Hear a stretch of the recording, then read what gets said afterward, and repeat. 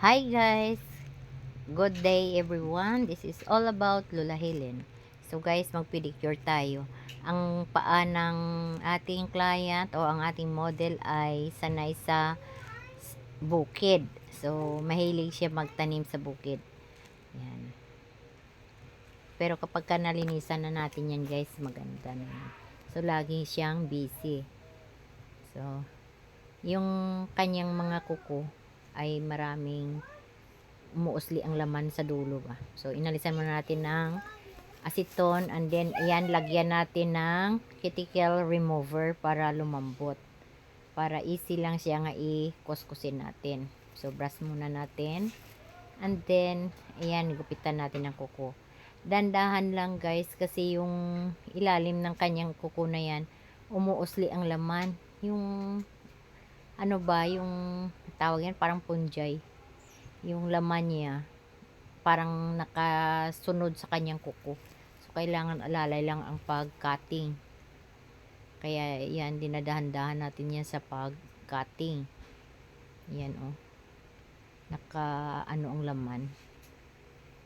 Nakasunod sa kanyang kuko. Nakatingala kasi ang kanyang kuko, eh. Yan. Yung mahaba niya, oh. Yan.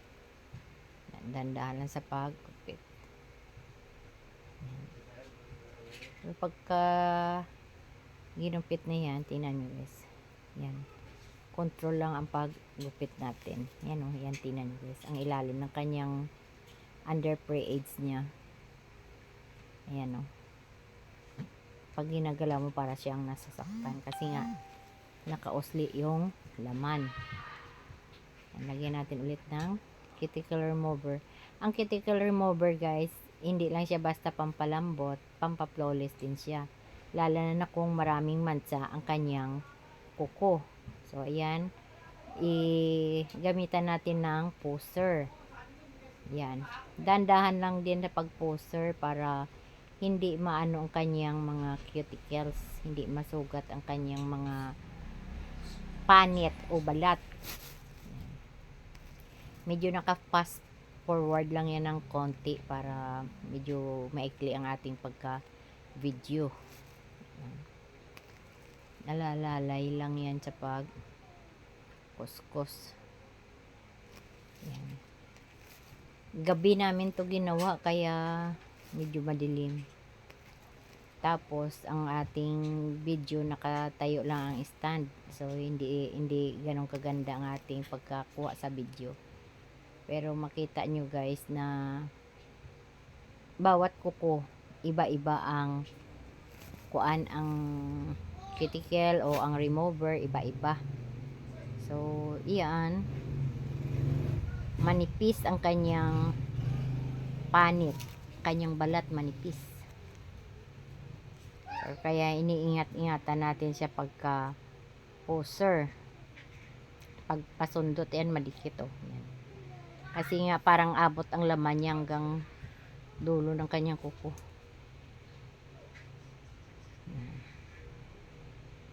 Kinikis-kis lang siya natin para maalisan natin. Natatakpan ng kamay ko ang kuko. Siyempre dahil hindi naman tayo ano ng ating video ba.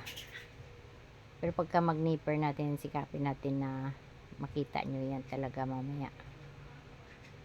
Yan.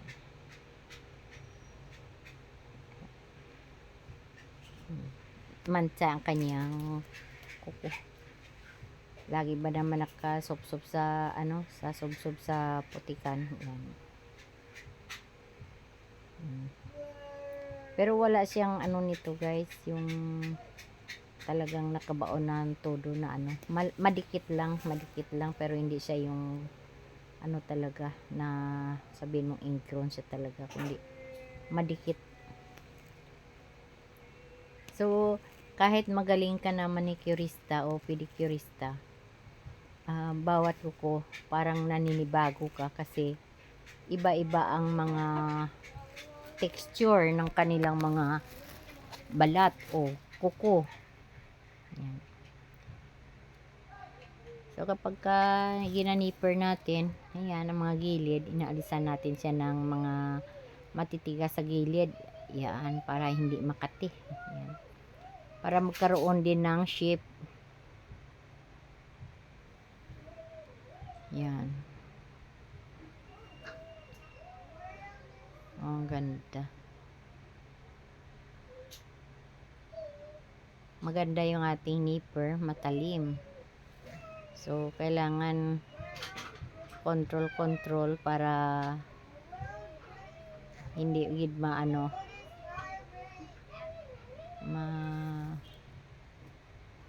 sugatan kasi masyadong manipis. Yan.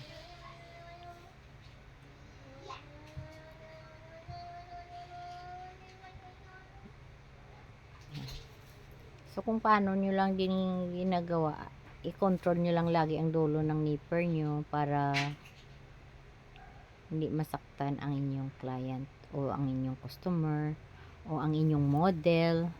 Yan. Yan.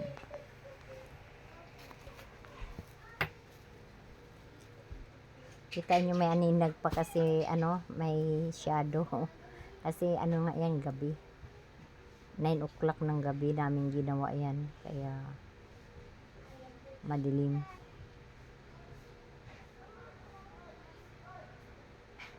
Pero nagawa naman natin ito ng mabuti, guys.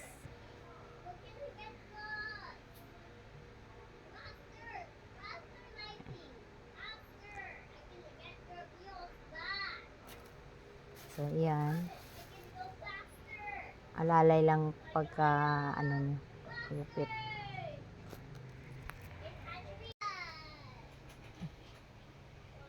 Ayan. Hindi siya masyado macuticles kasi nga manipis ang kanyang balat. Kanyang cuticles mapino. Muntik pa di makuha yung video. Ay naku. Pasensya na kayo, guys. Ang importante, pinakita sa inyo yung yung paano mag-pedicure. Yan. Yung ilalim niya sa dulo ng kanyang kuko, naalalayan lang yan sa pag-cutting. Dahil nga ang laman niya nga dyan nakausli. So, bago kayo, guys, maggupit ng kuko, lagi nyong i-check. Kasi baka mamaya makagat nyo o magupit nyo yung laman. Ito na tayo sa hinlalaki. Yan. Lalo na dito, masyadong madikit yung kanyang laman, nakausli. So, yan.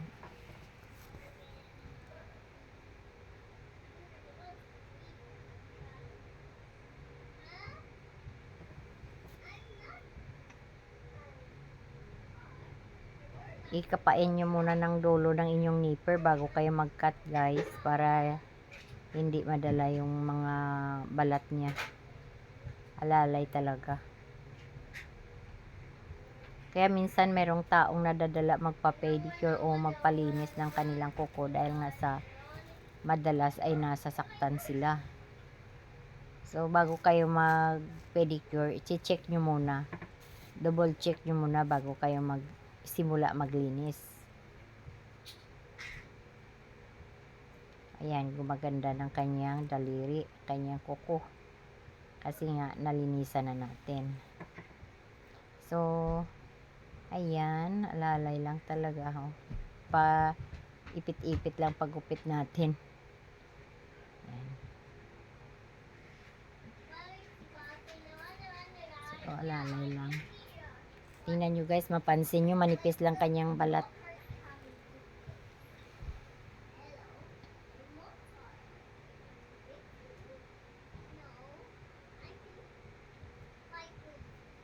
So, kahit sabihin mong manipis ang kanyang balat at nakausli ang kanyang laman, may tiwala siyang magpalinis kasi alam niyang iniingatan natin sa paglinis ang kanyang mga kuko para hindi masaktan ang kanyang balat. Post lang ng dahan-dahan. Kasi pagka naglagay ka ng nail polish, maganda tingnan. Ayan, tingnan mo, guys. Nakausli, no? Ayan, oh. Kita nyo sagad na sa laman ang kanyang kuko. Pag nag-nipper tayo, nakita nyo hanggang dulo. So, hindi tayo magne-nail file. Gagamit tayo ng buffer para makinisan natin kahit bandang itaas lang para mag-flawless. Kasi kapag inipper, ano natin, tawag nito, nail file, mangilo sa kanya dahil sagad sa dulo ang kanyang laman. Sa kuko. Sagad. Kaya iyan gin-buffer natin. Ayan. Nail file din yan siya nga pino, pang pa-flawless. So, banlawan natin ng tubig. Yan, tubig yan. Kasi, ang cuticle remover ay chemicals yan. So, nagbanlaw tayo ng tubig bago lagyan natin yan siya ng martillet. So, syempre, punasan siya muna bago lagyan ng martillet. Ang martillet natin, guys, hindi siya masyadong mapula. Pero kasi yan ang original, hindi siya nakakamansa. 'Di ba ang iba parang nag-aano lang, kinukulayan lang para pulang-pula. Yan hindi. So yung para gusto mong pula, ulitin mo lang paglagay. Yan. Pero tingnan mo guys, hindi siya nakakamansa ng kuko. Yan, pinunasan natin ulit para ma-flawless lalo. At brasa ng konti. Ayan.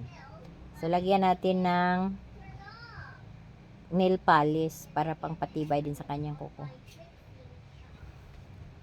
Ang una natin ilagay ay base coat. Regular polish ito guys ha. Ayan. Base coat para pampatibay sa kanyang kuko.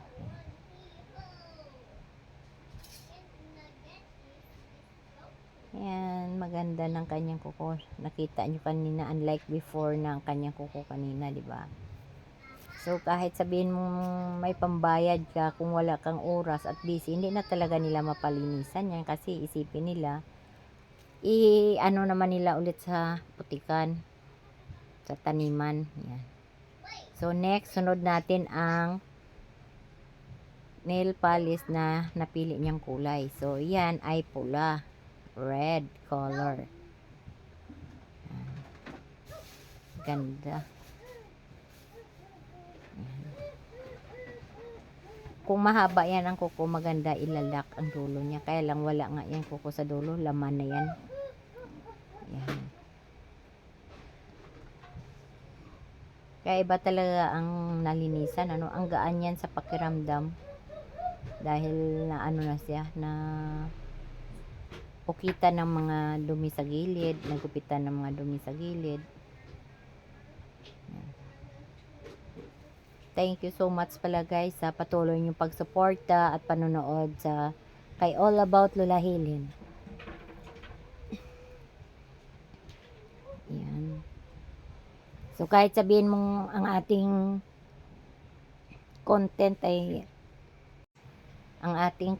ay paulit-ulit, pero makikita nyo guys, iba-iba ang pagkaingat sa pagpagawa ng mga kuko kasi iba-iba nga ang mga texture ng kuko. Mayroong ingrown, mayroong walang ingrown, mayroong madikit na dry skin, mayroong mga ano. So, depende sa kuko. So, sa bawat kuko na nagagawa mo, natututo ka lagi. Kung lagi kang nagli-pedicure o nagmamanicure, mas magamay mo siya. Unlike na hindi mo siya napapractice. Kasi sabihin mo, pedicure lang lagi. Pero makikita mo na iba-iba. Mayroong mga nakausli na ang laman. So, mahirap din yan siya kapag hindi mo alalayan. Kaya walang magaling na manicurista kasi talagang masugapa mo, iba na naman sa susunod. Sabihin mo, nasanay ka na sa ganito. Sa sunod na model mo o customer o client mo, iba na naman ang texture ng kanyang mga hugis ng kanyang kuko. Minsan, di ba, may mga namamaga, mayroong ano naman, yung nabubulok, so may mga ponjay, iba-iba. Kaya lalo kang matututo kapag ka nagagawa mo. Kaya lagi ka lang mag-aral talaga para paano mo siya magawa at matrabaho ng maganda na hindi masaktan. pero natanggal ang dapat mong tanggalin. So ayan guys, alisan muna natin ng excess. May mga naka-excess sa konti sa gilid-gilid. Naglagay tayo sa orange wood stick. Nilagyan natin ng bulak na maliit at aseton at ipinahid sa mga gilid-gilid para kung may mga excess na cutex ay matanggal. Actually, sa totoo lang wala namang masyado kalat yan. Kaya lang, pinakita ko lang paano ang pagtanggal. Yan. Kasi kung sakali na hindi pa kayo sanay maglagay ng nail polish, ay yun ang dapat nyong gawin. Lagay nyo sa stick. May nabibili yan na stick. So, yan, lalagyan na natin ng top coat. Yan. Para lalo siyang mag-fix o kumintab, magdikit masyado. Yan. So, pagkatapos yung cutex na yan, maganda na. Tingnan nyo guys, ang laki ng kinaganda ng kanyang nails. Kasi, unlike kanina, no? Ayan. Diba? Kaya kahit iapak niya ulit yan sa talamnan o sa taniman, sa putikan, at least hindi na masakit iapak kasi wala yung mga nakausli masyado na haba ng kuko niya. Nakating natin. At saka hindi magdikit masyado ang dumi dahil may nail polish. So, yun guys. Thank you for watching.